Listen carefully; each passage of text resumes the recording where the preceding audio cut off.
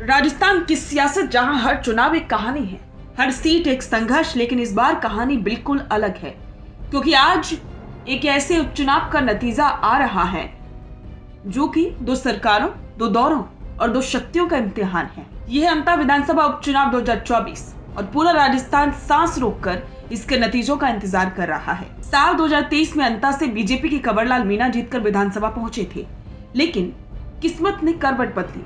20 साल पुराने एक आपराधिक मामले में सजा हुई और उनकी सदस्यता रद्द हो गई। नतीजा अंता में उपचुनाव, और अब ये सीट बन चुकी है राजस्थान की राजनीति का बैरोमीटर। 200 सीटों वाली विधानसभा में एक सीट का उपचुनाव आमतौर पर बड़ा असर नहीं डालता, लेकिन अंता अपवाद है क्योंकि ये चुनाव न सिर्फ बीजेपी बनाम कांग्रेस है, बल्कि बीजेपी के दो बड़े चेहरों मुख्यमंत्री भजनलाल शर्मा और पूर्व मुख्यमंत्री वसुंधरा राजे की प्रतिष्ठा भी इसी मैदान में दांव पर लगी है। सियासी जानकारों का कहना है कि ये उपचुनाव मुख्यमंत्री भजनलाल शर्मा की पहली बड़ी परीक्षा है।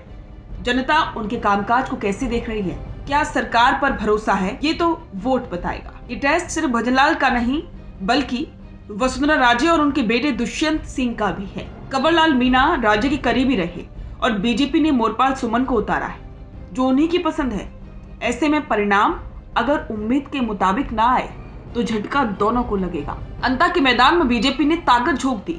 श्री मेवाड़ हेलीकॉप्टर मानसरोवर जयपुर लेकर आया है आपके लिए बहुत बड़ा उपहार। रॉयल शादी एंट्री हो, इलेक्शन टूर हो, एयर एम्बुलेंस हो, पुष्प वर्षा हो या वीवीआईपी दर्शन हो, इसीलिए अभी तुरंत बुक कीजिएगा। दो रोड शो, मुख्यमंत्री का भी और पूर्व मुख्यमंत्री का भी। सत्ता का पूरा मशीनरी, लहर, संदेश और प्रचार सब कुछ अंता में केंद्रित रहा। लेकिन सड़क पर एक दिलचस्प दृश्य दिखा। जब वसुंधरा राजे और दुष्यंत सिंह का रोड शो हुआ तो भीड़ में महिलाएं ये कहती हुई सुनाई दी कि हम भजनलाल जी को देखने आए। विश्लेषकों के मुताबिक ये पल भजनलाल और वसुंधरा दोनों के लिए सियासी संकेत था। अब बात कांग्रेस की।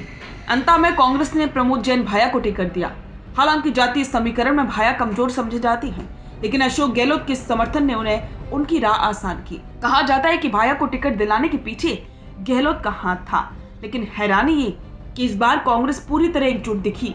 सचिन पायलट से लेकर डोटासरा, टीकाराम जूली से लेकर प्रदेश नेतृत्व सब जुटे भाया के लिए।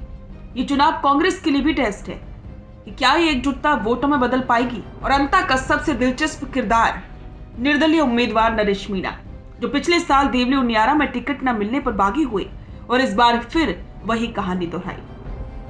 कांग्रेस से टिकट नहीं मिला तो मैदान में उतर गए और मुकाबला त्रिकोणीय कर दिया।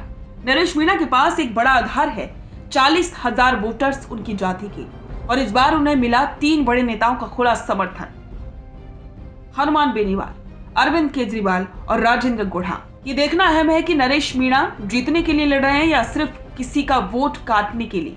अंता में हनुमान बेनीवाल ने संजय सिंह के साथ नरेश मीणा के लिए बड़ी सभा की, लंबा रोड शो किया और जमकर ताकत दिखाई। अब सवाल यह है कि क्या बेनीवाल का सहारा नरेश मीणा को हवा देगा या सिर्फ शोर में गुम हो जाएगा। अंता एक सीट और कई परीक्षाएं। ये उपचुनाव सिर्फ एक क्षेत्र का नहीं, ये राजस्थान की राजनीति का मिजाज बताएगा कि जनता भजनलाल सरकार को कैसे देखती है, वसुंधरा राजे की पुरानी पकड़ कितनी बची है, कांग्रेस की एकजुटता कितनी कारगर है और नरेश मीणा किंग बनेंगे या किंग मेकर। हर सवाल का जवाब आज साफ हो जाएगा। बिजनेस अच्छा हो सकता है, लेकिन अगर नाम नहीं दिखा तो पहचान कैसे बनेगी।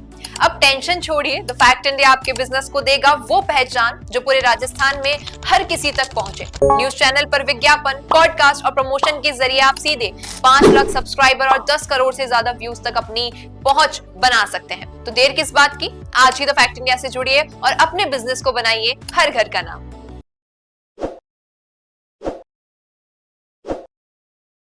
ताज़ा खबरों के लिए विजिट करें द फैक्ट इंडिया की वेबसाइट और डाउनलोड करें द फैक्ट इंडिया ऐप।